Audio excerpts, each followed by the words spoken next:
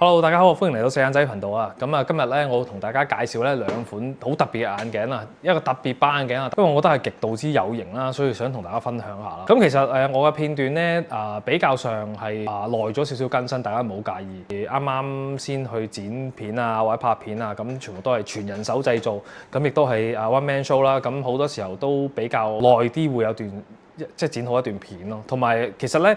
每一集咧，我都可能拍咗2-3次，跟住之後又唔係太過高興，見到又個效果唔係好靚咧，咁自己又走去補拍啊咁樣，咁可能剪接下咧，咁最終先出到段片。主要其實唔係話因為自己要求高啦，咁啊希望咧呈現到最好嗰一面俾大家睇啦。咁即係唔係我啦嚇，係嗰副眼鏡啦。中意嗰嚿嘢，但係又唔知道嗰個牌子其實都大有人在。咁而呢段片出咗之後，都好多人問哦，Dita原來係咁㗎，咁樣開始了解呢個牌子啊。咁其實都幾開心，好多手工眼鏡其實都係用佢哋嘅心思啊，咁用佢哋嘅一啲手工啊、時間啊，去即係鍛鍊出嚟嘅一個設計。咁希望大家都多啲關注一下，咁將呢個戴眼鏡嘅文化咧，可以同唔同嘅人分享啦。我覺得戴眼鏡唔係純粹矯視咁簡單咯。咁其實戴眼鏡都好多款嘅，即係可能拍戲啊。好多時候都會用到眼鏡嘅，因為始終眼鏡會俾人哋嘅感覺係斯文啲啦，咁亦都會影響到自己嘅面型啦。咁出街配搭嘅時候，亦都有唔同嘅感覺。咁所以我覺得你即係如果係對眼鏡係唔熟悉嘅，咁我覺得可以接觸多少少。咁亦原來出邊係好多有好多咁有心思嘅設計嘅眼鏡啦，可能喺配色上啊，或者係板材上啊，大家都多啲了解啦。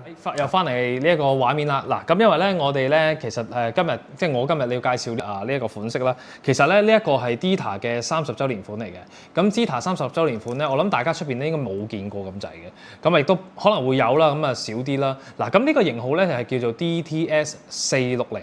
咁啊，呢一個款式其實咧有歐洲款啦，同埋亞洲款嘅。咁我呢一隻手上呢一隻咧就係亞洲款嚟嘅。咁亞洲款同歐洲款有咩特別咧？首先亞洲款嘅話呢個鼻梁個鼻托咧係會偏高少少嘅，係偏適合咧亞洲人去佩戴啦。咁啊，其他嘅話歐洲款嘅話就會偏低少少啦。咁啊，因為唔同嘅款式有唔同嗰個嘅辨識嘅型號嘅。咁假設如果你喺出邊想揾呢一個款式，咁而究竟知佢歐洲款定係亞洲款咧？其實佢型號裏面咧會寫住呢個叫AF 嘅。AF 嘅意思就係話，即係可能係 DTS 460 AF 咁樣啦。咁就係叫做 Asian Fit。咁嘅意思係 for Asian 嘅，即係亞洲人士啦。咁你可以留意翻，如果你假設出去買見到唔係AF 嘅，咁就係一個歐洲款嚟㗎啦。咁啊，你記住戴上嘅時候，記得如果唔係呢個亞洲款嘅話咧，要睇下究竟嗰個鼻托咧自己會唔會係合適啦？咁同埋講緊戴上去，因為始終個鼻托歐洲人鼻托都係上次咁講啦。鼻托上邊係有分別嘅，咁你打上去合適，覺得舒服就可以噶啦。咁如果唔係咧，就冇辦法啦，即係要揀亞洲款啦，咁樣咯。咁首先同大家講講呢個眼鏡嗰個嘅特別之處啦。咁其實呢副眼鏡咧，佢哋見到咁多配件喺度啦。咁啱啱我都會俾一個開箱嘅一個片段俾大家望一望。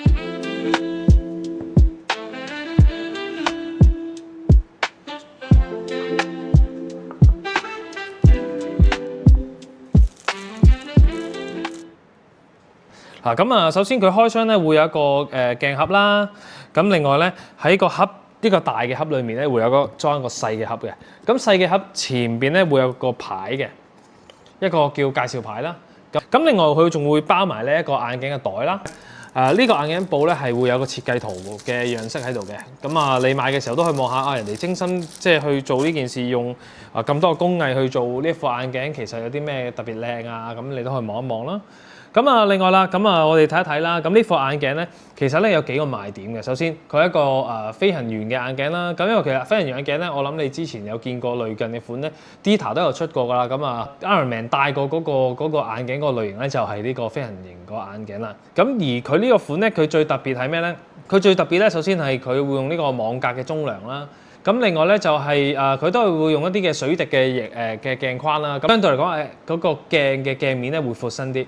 咁如果你唔中意戴厚鏡或者唔中意大鏡咧，咁呢一個咧未必適合你啦。佢最特別咧，其實咧有幾個細節位嘅。首先佢個主要佢都係鈦合金嘅去製造啦。咁另外咧，琴日嘅雙嵌咧，其實有你見到有個盾牌 logo 嘅喺個眼鏡嘅鏡臂嘅尾部佢會有個盾牌 logo 嘅，咁呢個 logo 係幾特別嘅，咁亦都有一個三角形嘅螺絲設計喺嗰個鏡臂嗰度嘅，咁你見到突咗兩個出嚟啦，咁見到其實都係唔錯嘅，幾靚嘅呢個設計。咁啊至於戴上去咩感覺啦？咁普遍嚟講咧，呢副眼鏡都係比較偏大嘅，你見到係嘛？咁啊，其實我唔係好建議轉呢一個矯視鏡啦，因為我唔建議轉矯視鏡，因為矯視鏡轉咗上去其實唔係好睇嘅。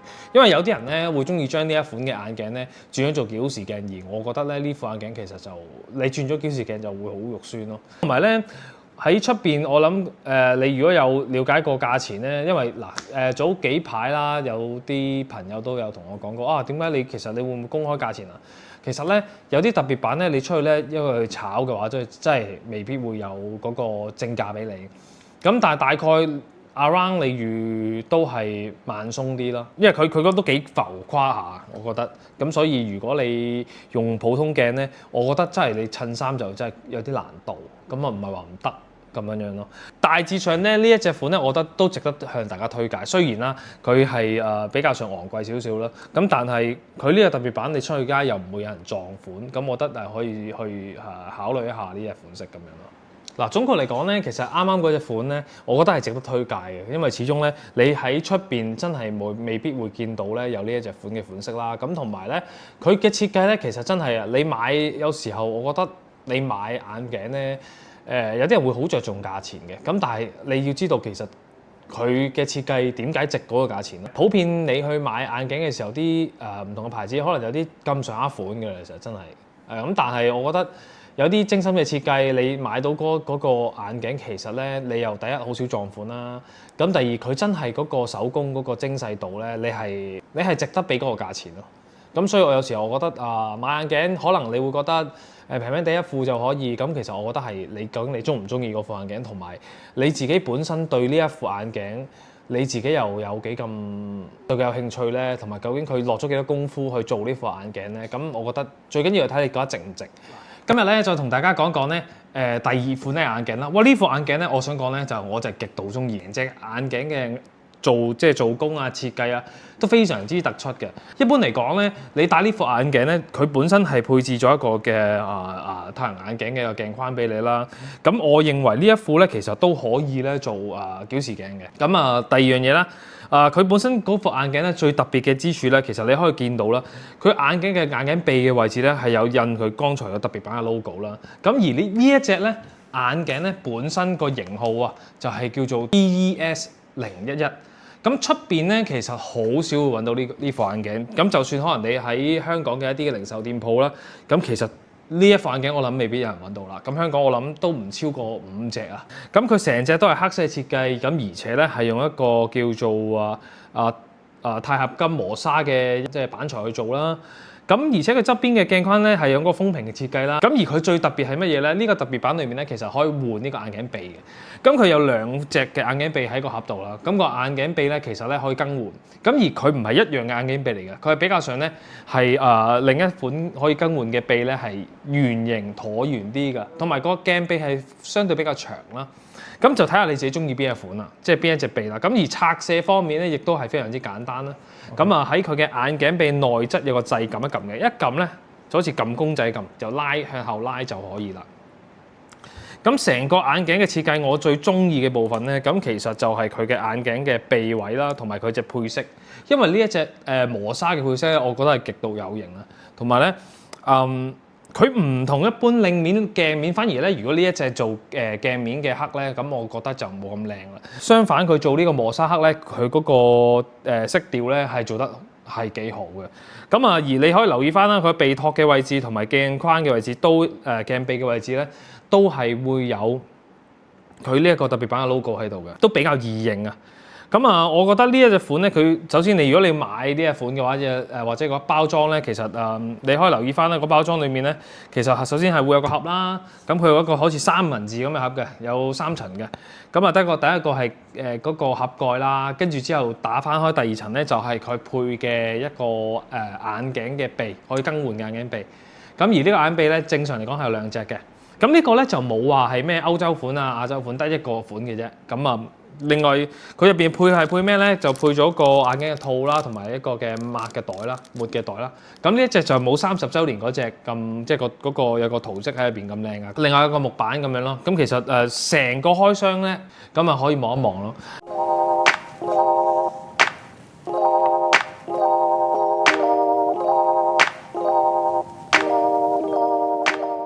咁啊，最近都係想揾一啲特別啲嘅眼鏡俾即係大家去了解下、參考下。咁啊，都會開始咧做多少少唔同嘅搜集啊，或者有啲唔同嘅眼鏡會同大家分享下啦。同埋其實都唔好介意啦，因為我更新嘅時間亦都比較長，係開初去接觸呢個剪片啊或者拍片嘅行業。有時候咧，其實呢個特別版咧我都拍咗3、4日㗎啦。咁但係好多時候翻到去剪片嘅時候都係有啲唔係好滿意，咁所以又重拍又再重拍，咁亦都因為可能要搞好多一啲剪片上嘅格式問題啊，咁各樣嘅嘢啊，咁就搞咗好耐咯。咁啊嚟緊希望會再快少少同大家見面啦，希望有唔同嘅眼鏡介紹，因為始終咧真係好多款嘅眼鏡我都想同大家講講，但係咧又始終鑑於係小弟又嗰個剪片能力又冇咁卓越，咁所以咧就希望大家俾少少時間，咁啊希望多啲介紹翻嚟隱形眼鏡啊，或者嚟緊一啲新款啊，譬如有啲Christian Dior 嘅新款啊 ，Chanel 嘅新款啊 ，Ray-Ban 啲合作款啊，即係我都好多呢啲款，咁但係我都希望做一介紹啦，因為始終每一段片段都希望大家中意嘅話會睇多啲，留意多啲。揾到自己最中意嘅眼鏡啦嚇，咁啊嗱，今日到此為止先，咁啊希望大家中意我嘅片啦，中意嘅話可以 like subscribe 啦，咁亦都可以咧同人 share 咧我呢個嘅片段嘅，咁啊希望喺呢個頻道裏面咧揾到屬於你自己中意嘅眼鏡，下次見，拜拜。